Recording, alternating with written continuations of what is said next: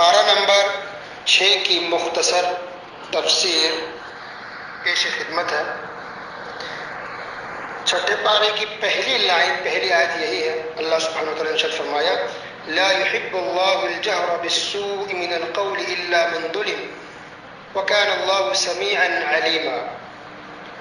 برائی کے ساتھ آواز بلند کرنے کو اللہ تعالیٰ پسند نہیں فرماتا، مگر مظلوم کو اجازت ہے، اور اللہ تعالیٰ خوب سنتا جانتا ہے۔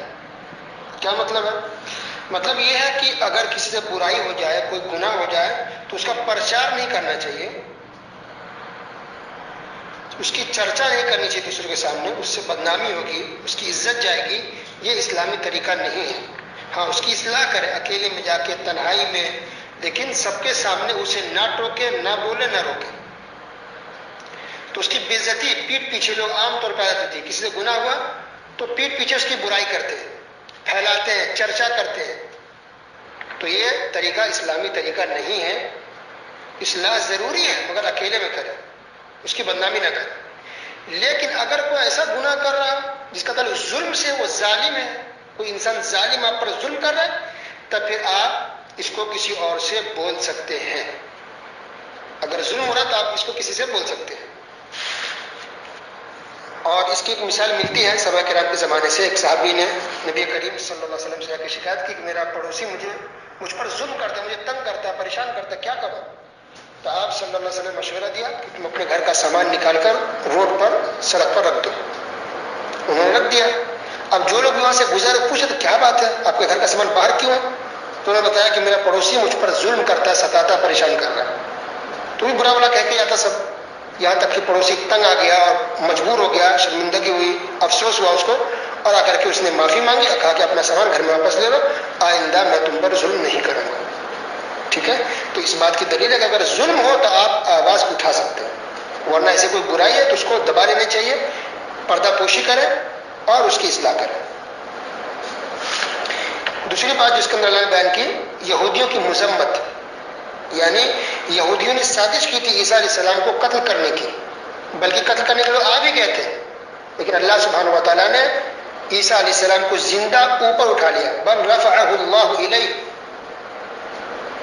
اللہ نے اپنی طرف زندہ اوپر اٹھا لیا، اور کسی دوسرے کو اللہ نے عیسیٰ علیہ السلام کی شکل بنا دی، اور ان لوگوں نے دوسرے شخص کو قتل کیا، اور وہ یہ مان کے چل رہا ہے کہ ہم نے عیسیٰ علیہ السلام کو قتل کر دیا۔ اب کرسچن بھی دیکھیے، وہ لوگ اپنے اسکولوں میں، ہاسپٹل کے سامنے عیسیٰ علیہ السلام کا سولی پر چڑھا ہوا تصویر، اسٹیچو بنا کے رکھتے ہیں، حالانکہ غلط ہے، ان کو سولی نہیں دیا گیا۔ اللہ نے اس بات کو اور بھی کسی کا بیان کیا، بات گزر چکی پہلے بھی، اور اللہ نے یہاں بھی بیان کیا کہ عیسیٰ علیہ السلام کو سولی نہیں دیا گیا ہے، وہ قتل نہیں کیے گئے ہیں، بلکہ اللہ نے ان کو زندہ اٹھا لیا ہے۔ اور بہت سی حدیثوں سے یہ بات ثابت ہے کہ قیامت سے پہلے اللہ سبحانہ و تعالیٰ واپس دنیا میں عیسیٰ علیہ السلام کو بھیجیں گے۔ سیریا جو ابھی ملک شام سیریا، وہاں کی کسی مسجد کے پاس اتریں گے، فجر کی نماز کا وقت ہوگا، اور الحمدللہ عیسیٰ علیہ السلام امام مہدی سے مل کر دونوں ساتھ میں اسلام کی تبلیغ کریں گے، اسلام کی نشر و اشاعت کریں گے، اسلام کو پھیلائیں گے پوری دنیا میں، اور پوری دنیا میں ان کے زمانے صرف مسلمان ہوگا، کوئی مشرک، کوئی ظالم نہیں ہوگا، انصاف ہوگا، عدل ہوگا۔ اور پھر اس کے بعد عیسیٰ علیہ السلام کو موت آ جائے گی، وفات پا جائے گی۔ دجال بھی انہی کے زمانے میں ہوگا، عیسیٰ علیہ السلام بھی اپنے ہاتھوں سے دجال کو قتل کریں گے۔ یاجوج ماجوج بھی انہی کے زمانے میں ہوگا، عیسیٰ علیہ السلام کی دعا سے، بد دعا سے ہی یہ یاجوج ماجوج مارے جائیں گے۔ ٹھیک ہے؟ تو یہ سب ہونا ابھی باقی ہے، قیامت کی نشانیوں میں سے ایک نشانی یہ بھی ہے۔ اس کے بعد اللہ سبحانہ وتعالیٰ نے عیسائیوں کی بھی مذمت کی، کرسچن کی، وہ اس لیے کہ یہ جو نصرانی ہے کرسچن، وہ عیسیٰ علیہ السلام کی شان میں غلو کرتے تھے، بہت سا بڑھا چڑھا کے بولتے تھے، یہاں تک کہ ان میں سے بعض لوگ کا یہ بھی ماننا ہے کہ یہ تو اللہ کے بیٹے ہیں، نعوذ باللہ۔ اللہ نے کہا نا اسی پارے میں، چھٹے پارے میں، کہ عیسیٰ علیہ السلام اللہ کے کلمہ، اللہ کی روح ہے، روح، تو کہا روح یعنی اللہ کا حصہ ہے، اللہ کے بیٹے ہیں، نعوذ باللہ، استغفر اللہ۔ اللہ سبحانہ سے پاک ہے، اللہ کوئی بیٹا نہیں، کوئی اولاد نہیں، کوئی ماں باپ نہیں، اللہ تو اکیلا ہے، تنہا تنہا ہے۔ عیسیٰ علیہ السلام اللہ کے بندے تھے، مخلوق ہے، انسان تھے، بشر تھے، پیغمبر تھے، نبی تھے۔ اور نبی کریم صلی اللہ علیہ وسلم نے اپنی امت کو، اس امت محمدیہ کو بھی سمجھایا ہے کہ تم لوگ لا تطرونی کما اطرت النصارى عیسی ابن مریم۔ غور کر سنیں، اللہ کے نبی صلی اللہ علیہ وسلم نے کہا کہ تم لوگ بھی میری شان میں غلو مت کرنا. غلو یعنی بڑھا چڑھا کر کے پیش کرنا، جتنی شان ہے جتنا مقام اس سے بڑھا کے اونچا پہنچا دینا. تو نبی نے اپنی امت سے بھی کہا کہ تم لوگ بھی میری شان میں غلو مت کرنا. جیسا سے کرسچن اور نصرانی نے عیسیٰ علیہ السلام کی شان میں غلو کیا. فَإِنَّمَا أَنَا عَبْدُهُ وَرَسُولُهُ، کہ میں تو اللہ کا بندہ ہوں، اللہ کا میں رسول ہوں، میری شان میں غلو مت کرنا. اللہ اکبر. اتخذوا احبارهم ورهبانهم اربابا من دون اللہ. کرسچن نے تو عیسیٰ علیہ السلام کی شان میں غلو کیا ہی، ان کے جو پیروکار تھے ان کی شان میں غلو کر دیا. وہ جس کو حرام کہتے حرام مان لیتے، حلال کہتے حلال مان لیتے. تو اللہ نے کہا کہ یہ اس کو رب بنانا ہے، کہ ان لوگوں نے اپنے علماء کو رب بنا لیا تھا. تو ان میں سے جب ایک شخص نے اسلام قبول کیا، وہ صحابی بن گئے، تو انہوں نے کہا کہ اللہ کے رسول صلی اللہ علیہ وسلم ان لوگوں کے رب تو نہیں بنایا، سجدہ تو نہیں کرنے کے سامنے. تو نبی کریم صلی اللہ علیہ وسلم نے کہا کہ اگر ان کے عالم کہتے کہ یہ حرام ہے تو کیا نہیں مان لیتے تھے؟ اگر کسی کو کہتے کہ یہ حلال ہے تو اس کو حلال نہیں مانتے تھے؟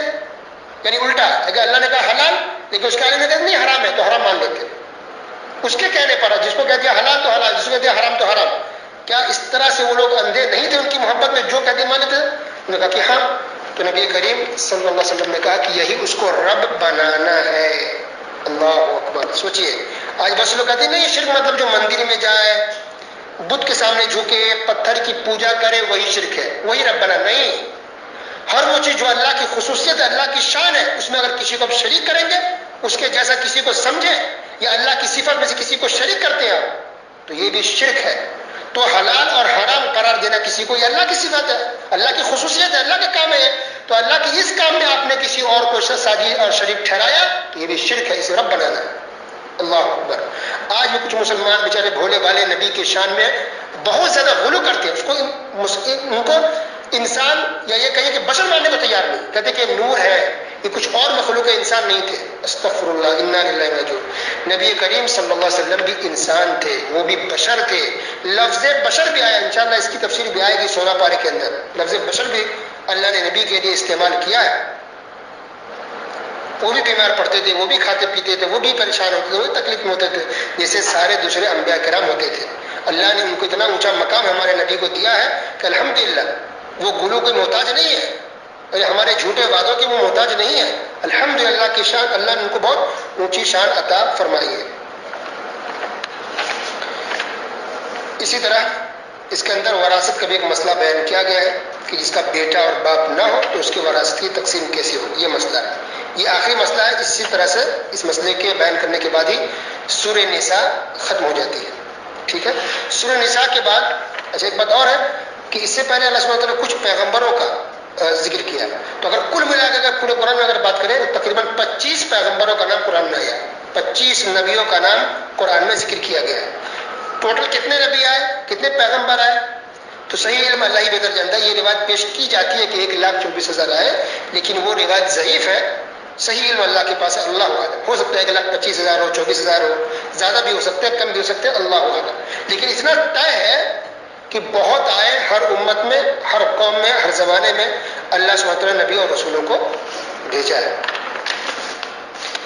تو سورہ نساء کے بعد اب ہے سورہ مائدہ. سورہ مائدہ کہتے ہیں ایسے برتن کو جس کے اندر کھانا ہو، اس کو مائدہ کہتے ہیں.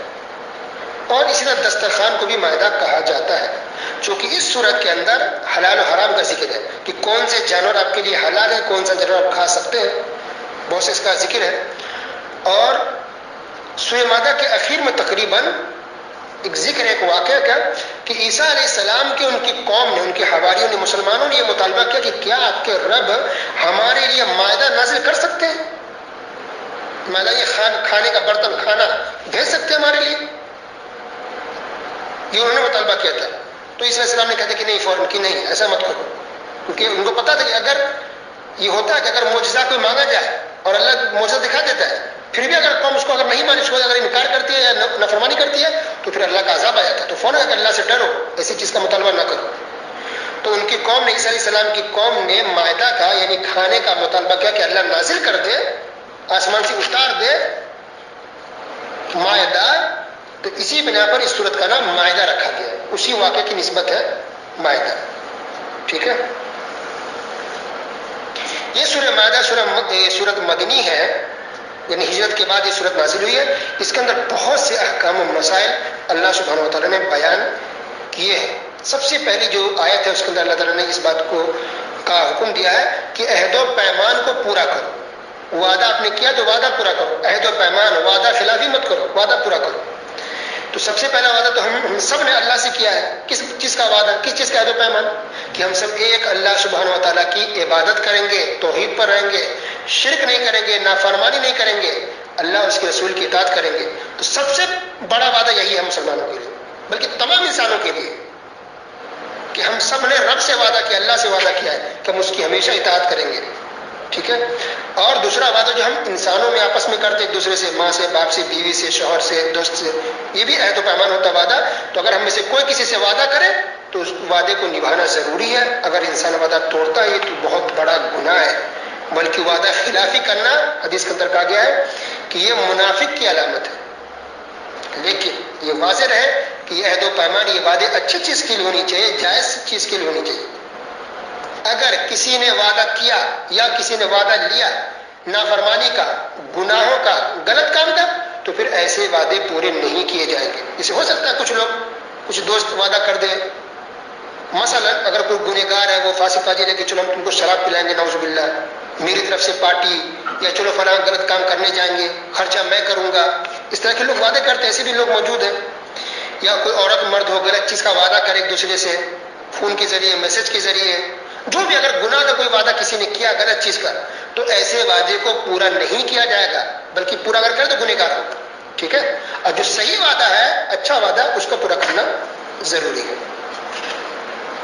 اس کے بعد اللہ تعالیٰ نے ایک لسٹ بیان کی ان جانوروں کا. اللہ نے ذکر کیا جو جانور کھانا ہمارے لیے حرام ہے.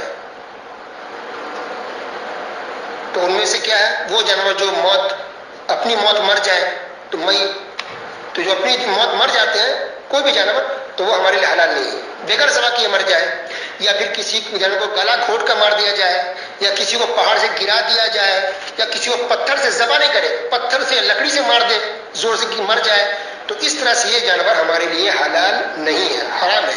تو ایسے جانوروں کا اللہ نے ذکر کیا. خنزیر یہ بھی حرام، اس کا ذکر کیا. کسی نے اللہ نے یہ بھی کہا وما احل لغیر اللہ بھی، اور وہ جانور بھی حرام ہے جو غیر اللہ کے نام پر ذبح کیا جائے. اللہ اکبر. دیکھیے اس بات کا ذکر اللہ نے پہلے بھی کیا سورہ بقرہ کے اندر، وما احل به لغیر اللہ. تو اللہ کے علاوہ کسی اور کے نام پر اگر جانور ذبح کیا جاتا ہے، اگر بکرا بھی ذبح کر دے تو وہ بھی جائز نہیں ہے، وہ حرام ہے. اس سے پتہ چل رہا ہے کہ جو لوگ غیر بزرگوں کے نام پر، اولیاء کے نام پر جو جانور ذبح کرتے ہیں، اس کا نام لے کر کے یا اس کی خوشنودی حاصل کرنے کے لیے، ان کا تقرب حاصل کرنے کے لیے، ان کو خوش کرنے کے لیے جانور ذبح کرتے ہیں، ایسے حلال نہیں ہے. یہ عبادت ہے، یہ اللہ کے نام پر ہونی چاہیے. اللہ کا تقرب اور اللہ کی خوشنودی حاصل کرنے کے لیے جانور کو ذبح کرنی چاہیے. اچھا، اسی آیت میں اللہ نے ایک اور بات ذکر کی، وما ذبح علی النصب، وہ جانور بھی حرام ہے جو آستانوں پر ذبح کیے جائیں. آستان کیا ہے؟ یعنی ایسی جگہ ہو جہاں کبھی بدھ کی پوجا ہو رہی ہو، یا پہلے کبھی ہوتی تھی، یا آج کے حساب سے کہتے ہیں کہ مندر ہو، یا درگاہ ہو، قبرستان ہو، مقبرہ ہو، اولیاء بزرگوں کی، اللہ کے نیک بندوں کی قبر ہے، وہاں پر جا کے اگر کوئی انسان جانور اگر ذبح کر رہا ہے، یہ بات مفسرین نے لکھی ہے، یہ بات مفسرین نے لکھی ہے کہ اس آیت میں وہ بھی داخل ہے کہ بت تو ہے ہی، لیکن اگر قبروں، اولیاء بزرگوں کی قبروں پر، درگاہوں پر جا کر اگر جانور ذبح کیا جائے تو وہ بھی اس آیت کے اندر داخل ہے کہ ایسے جانور کھانا حلال نہیں ہے، مسلمانوں کو نہیں کھانا چاہیے. ورنہ جانور گھر پہ ذبح کرے، یا جہاں ذبح ہوتا ہے وہاں کرے، اس کو درگاہ پر لے جانا، بزرگوں کی قبروں پر لے جانا، کیا مطلب ہے؟ یہ تو شریعت میں ایسا صحیح نہیں ہے. ٹھیک ہے. تو اس سے پتہ چل رہا کہ مرغ ہو، مرغا ہو، مرغی ہے، بکرا ہے، گائے ہے، اگر درگاہوں، مزاروں پر جا کے اگر ذبح کیا جاتا ہے تو پھر ایسے جانور کو نہیں کھانا چاہیے. اس بات کو مفسرین نے اس آیت کی تفسیر میں ذکر کیا ہے. ایک اہم بات اس کے اندر یہ بھی ہے، الیوم اکملت لکم دینکم واتممت علیکم نعمتی ورضیت لکم الاسلام دینا. بہت اہم آیت ہے یہ. اللہ سبحانہ نے اس کے اندر کہا کہ ہم نے دین کو مکمل کر دیا ہے، دین کو کمپلیٹ کر دیا ہے. دین مکمل ہے، کامل ہے، کمپلیٹ ہے، شریعت مکمل ہو گئی. کیا پتہ چلا؟ اس سے پتہ چلا کہ جو بھی ہے اسلام کے معاملے میں ہمیں جاننا، سوال جواب، غلط صحیح، جائز ناجائز، توحید شرک بدعت، کیسے جانیں گے؟ حدیث اور قرآن کی روشنی میں سارے سوالوں کا جواب موجود ہے، سارے مسائل کا حل موجود ہے۔ اب کوئی اپنی طرف سے نئی چیز پیش نہیں کر سکتا، کسی کو یہ حق حاصل نہیں ہے کہ دین میں کوئی نئی چیز لائے۔ اسلام مکمل ہے، اللہ نے شریعت کو مکمل کر دیا۔ صاف آیت ہے کہ میں نے دین کو مکمل کر دیا۔ یہ آیت الیوم اکملت لکم دینکم اللہ نے اس وقت نازل کی جب پیارے نبی صلی اللہ علیہ وسلم میدان عرفات میں تھے، حج کا موقع تھا۔ اللہ اکبر، وہاں اللہ نے آیت نازل فرمائی حج کے موقع پر میدان عرفات میں کہ دین مکمل ہے۔ تو شریعت یہ اسلام مکمل ہے، کسی کو اس میں کچھ بڑھانے کی یا گھٹانے کی کسی کو اجازت اور پرمیشن نہیں ہے۔ اس کے بعد اللہ سبحانہ و تعالیٰ نے طہارت کا ذکر کیا، پاکی حاصل کرنے کا۔ اللہ نے وضو کا طریقہ بتایا کہ آپ وضو کریں۔ غسل کے بارے میں کہا کہ اگر تم جنوبی ہو، ناپاک ہو تو غسل کر لو۔ پھر اللہ نے کہا کہ اگر پانی نہ ملے تو تم تیمم کر لو، تیمم۔ تو یہ آیت جو اس وقت نازل ہوئی، مفسرین نے لکھا کہ عائشہ رضی اللہ تعالیٰ عنہ نبی کریم صلی اللہ علیہ وسلم کے ساتھ تھیں، صحابہ کرام، اور نبی کریم صلی اللہ علیہ وسلم ایک سفر سے لوٹ رہے تھے، آ رہے تھے جنگ سے، ایک جگہ پڑاؤ ڈالے اور عائشہ رضی اللہ تعالیٰ عنہ کا اتفاق سے ہار گم ہو گیا، ہار نیکلیس گم ہو گیا سفر میں۔ صحابہ کرام بھی ہے، نبی کریم صلی اللہ علیہ وسلم بھی ہے، تب ڈھونڈنے لگ گئے، ہار مل نہیں رہا تھا، تو اس کی وجہ سے رکنا پڑ گیا لوگوں کو وہاں پر۔ اس کا جب صبح ہوئی، فجر کا وقت ہو گیا اور پانی نہیں مل رہا، رکنا پڑا، انتظار کرنا پڑا، پانی ختم ہو گیا، لوگوں پریشان بھی، تھوڑی پریشانی بھی ہوئی۔ تو بس اسی موقع پر اللہ سبحانہ وتعالیٰ نازل فرمایا کہ پانی نہ ملے تو تم تیمم کرو۔ اللہ اکبر۔ تو یہ اس آیت کا سبب نزول ہوا، بیک گراؤنڈ، پس منظر کہ پانی نہیں مل رہا تھا، صحابہ کرام پریشان تھے، اللہ سبحانہ وتعالیٰ نے آیت نازل فرما دی پانی نہ ملے پریشان مت ہو، تیمم کر کے نماز پڑھ لو۔ کیسے تیمم کرنا؟ آسان طریقہ ہے۔ نبی کریم صلی اللہ علیہ وسلم نے فرمایا کہ دونوں ہاتھوں کو مٹی پہ ایک بار ایسے پٹ کو مارو، پھونکو ہاتھ پر، اور چہرے پر مسا کرو، چہرے پر ملو، فیس پر، چہرے پہ ایک بار ملو بس، اور پھر ہاتھ کو آپس میں ہی، یہ ہتھیلی کو ہی آپس میں ایک بار مل لو، بس یہی تیمم ہے۔ یعنی پورے ہاتھ کو مسا نہیں کرنا ہے، سر کا مسا نہیں ہے، پیر نہیں ہے، کچھ بھی نہیں، تیمم میں بالکل آسان ہے۔ دونوں ہاتھ کو مٹی پر پٹکیے، پھونک ماریے، اور پھر چہرے پر ہاتھ کو مل کے پھر ہاتھ کو یہ آپس میں، ہتھیلی کو ہی آپس میں مل لے، بس یہی تیمم ہے۔ اب اگر آپ کو وضو کی ضرورت ہے تب بھی تیمم ہے، اگر پانی نہیں مل رہا ہے تو کئی ریزن ہے۔ اگر پانی نہ ملے، اللہ سبحانہ وتعالیٰ صاف طور پہ کیسے آیت کے اندر پڑھ سکتے ہیں، آیت نمبر 6 ہے، سورہ مائدہ نمبر 6 کہ اگر پانی نہ ملے تب تیمم کرو، یا پھر کوئی بیمار ہے تب بھی تیمم ہے، سفر میں ہے، پریشانی ہے تب بھی تیمم ہے، ٹھیک ہے۔ اور اگر کسی نے ہم بستری کی، مثلا ہسبینڈ وائف ہے، یا پھر مثلا احتلام ہو گیا، غسل واجب ہو گیا، اب پانی بالکل نہیں ہے، ڈھونڈے تلاش کیے، پڑوسی سے خریدنے، کہیں نہیں مل رہا ہے، نماز کا وقت ہو گیا، کیا کریں؟ نماز چھوڑ دیں؟ نہیں، نماز کا وقت ہو گیا، آپ تیمم کر کے نماز پڑھیے۔ اس بات کو بھی اللہ نے ساتھ میں ذکر کیا، اگر تم بیوی سے ملو، ہم بستری ہو جائے اور پانی نہیں ہے تب بھی تم تیمم کرو اور تیمم کر کے نماز پڑھو، ٹھیک ہے۔ تو الحمدللہ پھر اللہ نے اسے بیان کیا کہ اللہ تم کو پریشان کرنا نہیں چاہتا ہے، بس اللہ سے تم فرمانبرداری کرو، آسانی چاہتا ہے تمہارے ساتھ۔ تو گویا تیمم وضو کے لیے بھی ہے، تیمم اگر غسل کی جگہ پر بھی تیمم، اگر پانی نہ ملے یا پھر انسان بیمار ہو تو۔ اس کا ایک خاص اور واقعہ بھی موجود ہے کہ صحابہ کرام جنگ سے لوٹ رہے تھے، ایک صحابی بیمار پڑ گئے، بیمار تھے، وہ رات میں سوئے، احتلام ہو گیا، یعنی غسل بازی ہو گیا ان پر۔ تو اب بیمار ہے، وہ زخم تھا بہت زیادہ، کیا کریں؟ بعض نے کہا کہ ٹھیک ہے تم کو غسل کرنا پڑے گا، کیسے تم ایسے ہی نماز پڑھ لو گے تیمم سے؟ بعض نے کہا کہ نہیں تم تیمم کر لو، لیکن انہوں نے غسل کر لیا کیونکہ لوگوں نے غسل کرنے کو کہہ دیا تھا، غسل کیا، ان کا انتقال ہو گیا۔ پیارے نبی صلی اللہ علیہ وسلم کو پتہ چلا، بہت ناراض ہوئے کہ تم کو ایسا جواب نہیں دینا چاہیے، پتہ نہیں تھا، تو بیچاری کی موت ہو گئی، اور بیمار، اللہ نے خود رخصت کی اجازت دی ہے کہ انسان بیمار ہو تیمم کر سکتا ہے، ٹھیک ہے۔ تو الحمدللہ اسلام میں آسانی ہے۔ اچھا، سب سے پہلے اللہ نے کس چیز کو پیدا کیا؟ بعض لوگ کہتے ہیں کہ اللہ تعالیٰ نے سب سے پہلے نبی کے نور کو پیدا کیا، یہ مشہور روایت پیش کی جاتی ہے کہ اللہ نے سب سے پہلے نبی کے نور کو پیدا کیا، اور یہ بات صحیح نہیں ہے، غلط ہے، یہ جھوٹی روایت ہے۔ صحیح روایت جو ہے، جو ترمذی اور ابو داؤد کے اندر ہے، نبی کریم صلی اللہ علیہ وسلم نے فرمایا ان اول ما خلق اللہ القلم، سب سے پہلے اللہ نے قلم کو، پین کو پیدا کیا ہے، ٹھیک ہے۔ اس کے بعد اللہ سبحانہ و تعالیٰ نے موسیٰ علیہ السلام کا، ان کی قوم کا کچھ ذکر کیا، ان کی قوم بات نہیں مان رہی تھی، نافرمانی کر رہی تھی. موسیٰ علیہ السلام نے ایک بات کہی، وہ غور سے سنیے، عقیدے کی بات ہو رہی ہے. قال رب انی لا املک الا نفسی واخی ففرق بیننا وبین القوم الفاسقین. سورہ مائدہ آیت نمبر 25.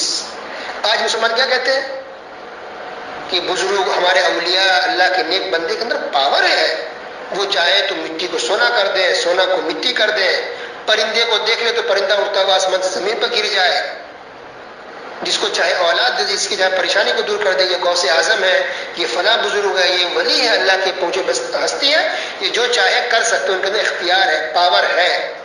یہ کچھ مسلمان مانتے ہیں، آپ نے سنا ہو. اب یہاں دیکھیے سورہ آیت نمبر 25. موسیٰ علیہ السلام، یہ بزرگ کوئی ولی بھی نہیں بلکہ ولیوں کے ولی، یہ پیغمبر نبی اللہ کے. اچھا، نبیوں میں اولو العزم رسول ہے، یعنی یہ چنندہ پاورفل جو پیغمبر اللہ نے بہت زیادہ فضیلت دیا، ان میں سے موسیٰ علیہ السلام کا بھی نام آتا ہے. تو موسیٰ علیہ السلام اتنے بڑے نبی پیغمبر رسول ہو کر یہ کیا کہہ رہے ہیں؟ رب انی لا املک الا نفسی واخی، کہ اے میرے رب، سوائے میرے اور میرے بھائی کے مجھے کسی اور پر کوئی اختیار اور پاور نہیں ہے. اللہ اکبر. جا یہ ترجمہ کھول کے دیکھ لی، سورہ مائدہ نمبر 25. موسیٰ علیہ السلام رسول ہو کے کہہ رہا کہ اے اللہ، مجھے اپنے اور اپنے بھائی کے علاوہ کسی اور پر مجھے کوئی اختیار نہیں، کوئی پاور نہیں. تو لوگ کیسے نبی کے علاوہ عام بزرگوں اولیاء کے بارے میں کہہ دیتے ہیں کہ ان کے پاس پاور ہے، وہ جو چاہے کر سکتے ہیں؟ کتنا مسلمانوں کو گمراہ کیا جا رہا ہے. آج کتنے مسلمان بیچارے بھولے والے بھٹکے ہوئے ہیں، شرک کر رہے ہیں بزرگوں اولیاء کی محبت کے نام پر، ان کی عظمت، ان کے شان کے نام پر لوگوں کو اس سے شرک کروایا جا رہا ہے. اللہ نے بزرگوں اولیاء کو بہت اونچا مقام دے، ان کی شان بنائی ہے، لیکن کہنا یہاں پر یہ ہے کہ ان کی جو شان ہے، بزرگوں اور اولیاء کا جو مقام و مرتبہ، ان کے نام پر لوگوں سے شرک کروایا جا رہا ہے. استغفر اللہ. اللہ ہم سب کو ہر طرح کے شرک سے محفوظ رکھے، توحید پر قائم رکھے. اس لیے کہا تھا کہ ترجمہ سے قرآن کو پڑھیں، آپ قرآن کو سمجھیے. جو انسان قرآن پڑھ لے گا انشاءاللہ اس کا عقیدہ صحیح ہو جائے گا اور گمراہ انسان آپ کو نہیں کر پائے گا. اس کے بعد اللہ سبحانہ و تعالیٰ نے حابیل اور قابل کا واقعہ ذکر کیا. حابیل اور قابل دونوں آدم علیہ السلام کی اولاد تھے. تو ان دونوں نے اللہ کی بارگاہ میں قربانی پیش کی تھی. قربانی، لیکن قربانی اہم چیز ہے. کچھ لوگ قربانی کے نام سے ہی الرجی ہے، تکلیف ہوتی ہے. قربانی بہت اچھی ہے اور اہم چیز ہے. تو حابیل اور دونوں نے اللہ کی بارگاہ میں قربانی پیش کی. تو حابیل کی قربانی اللہ نے قبول کر لی اور قابل کی قربانی قبول نہیں ہوئی. یہ قابل کو حسد ہوا، جلن ہوا، غصے میں آیا اور کہا کہ میں تمہیں قتل کر دوں گا. اور پھر قابل نے قتل کر دیا اپنے بھائی حابیل کو. تو قابل سے رکھا قابل، کاف سے قتل، قابل. تو قابل نے قتل کیا اپنے بھائی حابیل کو. اللہ اکبر. اس کے بعد وہ پریشان ہو گیا، اب کیا کرے؟ تو اس کو دفن کرنا بھی نہیں آ رہا تھا کہ کیسے دفن کرے. تو ایک کوا آیا، کوا مٹی کھود رہا تھا. کوے کو دیکھ کر کے اس کو دماغ میں بتی چلی، اس کو سمجھ میں آیا کہ ہاں اس طرح سے اپنے بھائی کو ہم دفن کر سکتے. تو کوے سے عبرت اس نے حاصل کی قابل نے، اور پھر اپنے بھائی کو قبر کھود کر کے اس کے اندر دفن کیا. پورا واقعہ موجود ہے قرآن کے اندر. ٹھیک ہے. تو اس کے بعد سے اللہ سبحانہ و تعالیٰ نے کہا کہ میں نے بنی اسرائیل کو حرام قرار دیا ہے کہ کوئی کسی کو قتل نہ کرے، بلکہ اللہ نے کہا کہ اگر کوئی ایک انسان کو بھی اگر قتل کر دے تو گویا کہ اس نے ساری انسانیت کو قتل کر دیا. اللہ اکبر. پھر اللہ نے آگے کہا کہ اگر کسی ایک انسان کو اگر زندہ کیا نہیں، بچا لیا تو گویا کہ اس نے پوری انسانیت کو بچا لیا. تو یہ قتل اسلام میں بہت بڑا گناہ ہے. اس سے پتہ چلتا ہے کہ اسلام نے مذہب اسلام نے تحفظ انسانیت کا کتنا زیادہ خیال رکھا ہے. تحفظ نفس، تحفظ انسانیت، تحفظ مال کا بھی کی بہت اہمیت ہے اسلام کے اندر. یعنی مال کی حفاظت، ایک انسان بہت محنت سے کماتا ہے تو اس کے مال کی کتنی اہمیت ہے، اس بات سے اندازہ لگائیے کہ اللہ سبحانہ تعالیٰ نے کہا کہ کوئی چور مرد یا کوئی چور عورت اگر چوری کرے تو اس کے ہاتھ کاٹ دیے جائے، یہاں سے پوری ہتھیلی کاٹ دی جائے گی کلائی تک. اللہ اکبر. فاقطعوا ایدیہما، چور مرد ہو یا عورت ہو، چوری کرے تو اس کے ہاتھ کاٹ دیے جائے. تو سننے میں تو عجیب لگ رہا ہے لیکن بہت اہم ہے یہ مسئلہ اور ضروری بھی ہے کیونکہ ایک کا ہاتھ کٹے گا تو پورے شہر میں امن و امان ہو جائے گا اور آپ کے خون پسینے سے کمائے ہوئے مال پر کوئی ہاتھ نہیں ڈالے گا اور کوئی چوری نہیں کرے گا۔ آج جو پوری دنیا میں چوری اور ڈکیتی ہوئی اس وجہ سے کہ وہ چوری کرتے ہیں چھوٹ کر کے آ جاتے ہیں، لیکن اگر اسلامی شریعت کو اگر نافذ کیا جائے تو انشاءاللہ امن و امان ایسے ہی آ جائے گا۔ لیکن بہرحال یاد رکھیں کہ چوری پر ہاتھ کاٹنا یہ ہمارا آپ کا کام نہیں ہے۔ اگر اسلامی حکومت ہو تو یہ حکومت کا کام ہے کہ وہ ہاتھ کاٹے۔ اس کے بعد اللہ سبحانہ وتعالی نے قصاص کا ذکر کیا سورہ مائدہ نمبر 45 کے اندر۔ قصاص یعنی بدلہ، اگر انسان کو قتل کر دے اس کے بدلے قتل ہے۔ اگر کسی نے آپ کا آنکھ پھوڑ دیا تو اس کے بدلے اس کی آنکھ کو پھوڑا جائے گا۔ اگر کسی نے آپ کی ناک کاٹ لی اس کی ناک کاٹے گا، کسی نے کان کاٹ لیا اس کے بدلے کان کاٹا جائے گا۔ ان النفس بالنفس والعين بالعين والاذن بالاذن والسن بالسن والجروح قصاص۔ اللہ اکبر۔ دانت کے بدلے بھی دانت ہے، اگر کسی نے آپ کا ایک دانت لے کر توڑ دیا تو اس کے بدلے اس کا بھی ایک دانت توڑا جائے گا۔ دو دانت توڑا اس کے بدلے اس کا دو دانت توڑا جائے گا۔ اس نے آپ کا ہاتھ توڑا اس کا ہاتھ توڑا جائے گا۔ اس نے آپ کا ایک پیر کاٹ لیا اس کا بھی پیر کاٹا جائے گا۔ یہ قصاص اسلام کے اندر۔ تو اسلام نے آپ کو کتنا خیال رکھا ہے کہ کوئی آپ کی ایک دانت کو بھی نہ توڑ سکے۔ آپ کی ایک انگلی بھی نہیں انسان کسی کا کاٹ سکتا ہے یا توڑ سکتا ہے، اس کا بھی قصاص ہے یا پھر اس کا جرمانہ ہے بہت بڑا کہ اس کو انسان ادا نہیں کر پائے گا۔ ایک انگلی ایک پوٹ اگر کسی نے کاٹ دیا تو اس کی بھی بہت سخت سزا ہے اسلام کے اندر۔ الحمدللہ وہ اسلام دھرم کے ہم ماننے والے ہیں، الحمدللہ اس پر ہمیں اللہ تعالیٰ کا شکریہ ادا کرنا چاہیے۔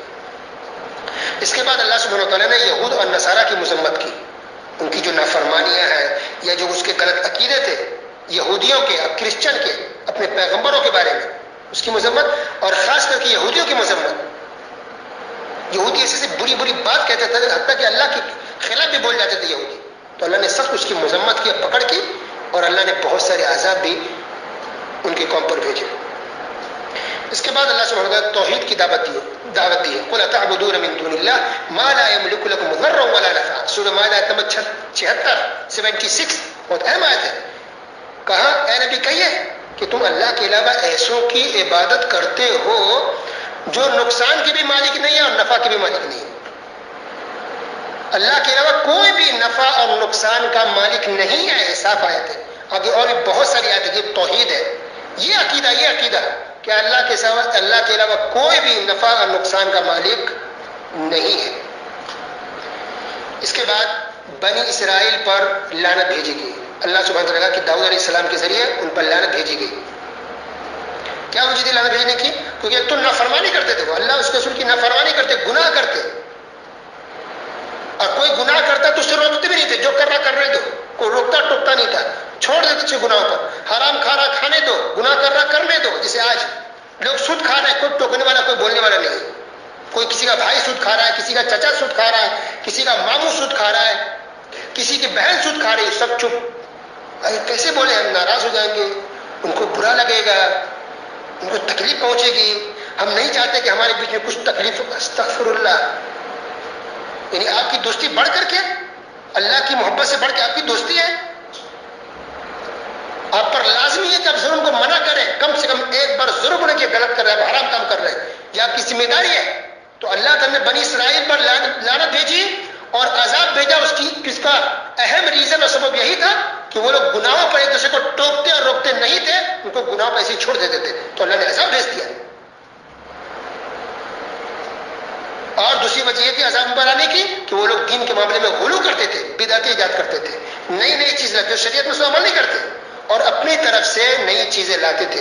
بدعت کہتے ہیں اسی بات کو کہ ہم دین کے معاملے میں ثواب سمجھ کے کوئی ایسا کام کریں، ثواب تو ہے نیت ثواب کی، لیکن اس کا ثبوت قرآن حدیث میں نہیں ہے، اس کا ثبوت شریعت میں نہیں ہے، تو اسی کو کہتے ہیں بدعت۔ اللہ سبحانہ و تعالیٰ تمام مسلمانوں کی اصلاح فرمائے، قرآن و حدیث پر عمل کرنے والے بنائے، اب تک جو گناہ غلطیاں ہو گئے اللہ اسے معاف فرمائے اور ہم سب کو سچا پکا مومن بنائے، آمین۔ صلی اللہ علیہ نبینا محمد وعلی آلہ وصحبہ اجمعین، والسلام علیکم ورحمۃ اللہ وبرکاتہ۔